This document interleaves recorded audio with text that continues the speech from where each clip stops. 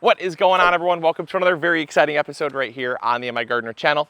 In today's episode, I'm going to be hopefully teaching you guys about a method of composting that is very simple, very convenient, and it's very effective. So I'm going to explain the rationale behind it, and it's called trench composting. Let's go.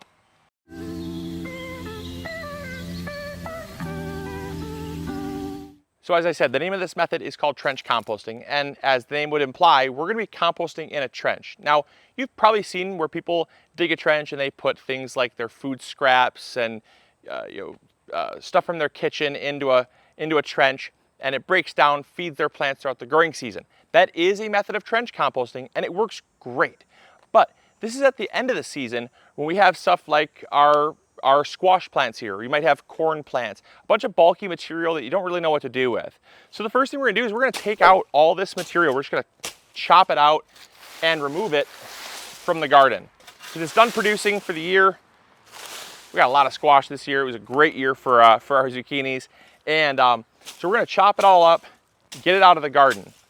Once we've done that, we're gonna move on to the next step of just digging a trench. So in gardening and agriculture, there's a term called closed loop. Now in a closed loop agriculture or a closed loop garden, it basically means that all of the resources that it took to grow that crop are kept on site. If you have to go to the store and buy fertilizer or go to another farm and get cow manure or anything like that, that is an outside resource, outside of your loop. And you can think of your loop as just a little mini ecosystem. And so in our garden here, this bed, could be a closed loop or an open loop if I have to bring in more compost to amend the bed.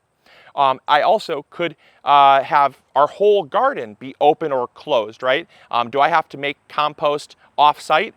Do I have to bring fertilizer from the store or compost from a compost facility? Those are all resources I'm bringing back in to amend my soil to grow my plants. And by trench composting, you're actually closing that loop as much as possible because the amount of nutrients that these plants used to grow with was a ton of nutrients. And yes, we did harvest some fruits. We harvested some zucchinis and took them away from the bed. That is nutrients that will never be returned back to this bed.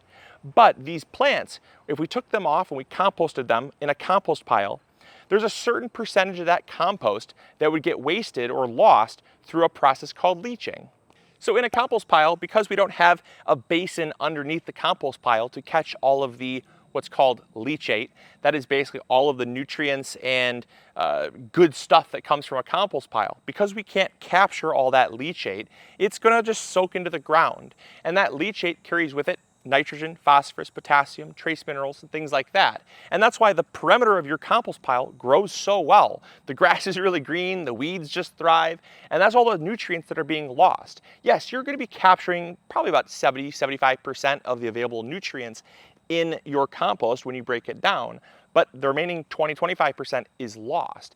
And so even if you were to take all of that squash, all those squash plants, compost them over here, you'd then have to have, in a perfect case scenario, 100% of what's composted taken back over there to result in the same exact result as what you're going to be getting with trench composting, which is amazing. You're actually saving 100% of all of what would normally be lost here by doing it over there.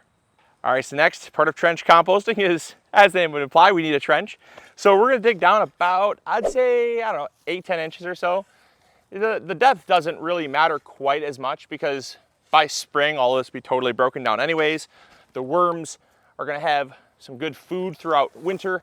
And because we're digging down, more than about 4 or 6 inches or so, the soil should stay mostly thawed. Now, obviously, depending on where you live, that's gonna vary. I find that the permafrost, like the frozen layer of soil, in our garden typically extends no more than about 6 inches. So I like to go down about 8 to 10 inches. And then that way it stays thawed so that worms and bacteria, even during the coldest weather, can still be working on something, even if it's slow.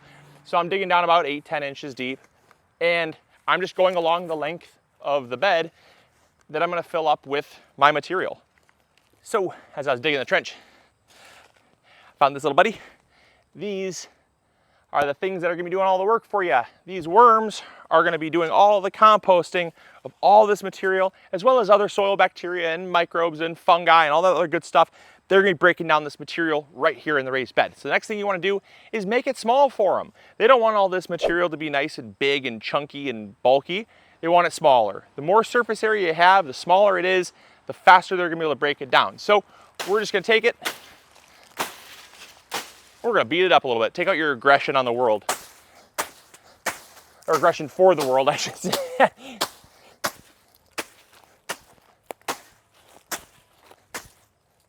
All right, so once you are totally out of breath and absolutely gassed, it's also like 85 degrees out, so bear with me.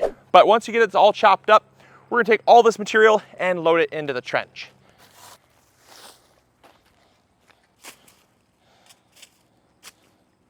So I know what you're probably thinking. Luke, wait, you're not gonna throw all that in the garden, right? That squash had powdery mildew.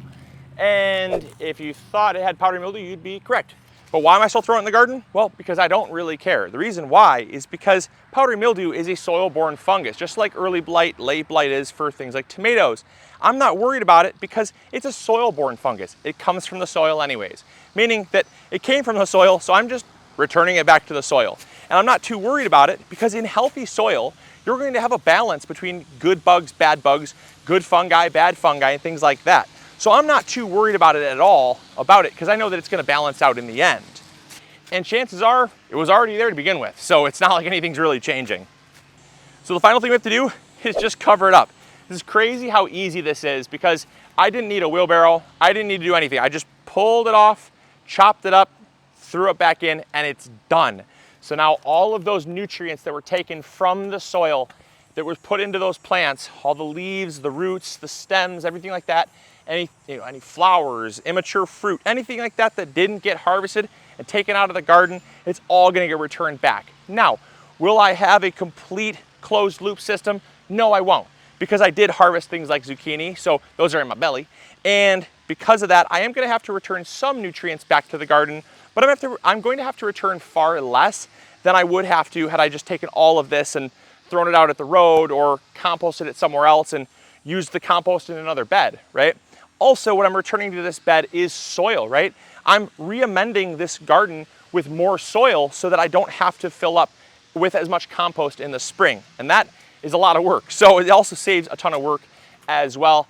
And then the final thing is it's feeding those beneficial insects and beneficial bacteria in our garden right in the bed where I want them. So it's keeping them alive, giving them some food for them to feed on throughout winter. So there's a lot of benefits to this. I highly recommend trying it. It is awesome, and you really can't go wrong. So try this with anything as well. I know you're probably gonna be asking, is there something I shouldn't do this with? Not really. Do it with corn, do it with squash, do it with tomatoes, do it with absolutely anything that's a pain in the butt to have to carry over and compost. Now, would I do this with things like grass clippings? Nah, I really wouldn't. I would definitely compost those. Would I do it with things like mulched up leaves?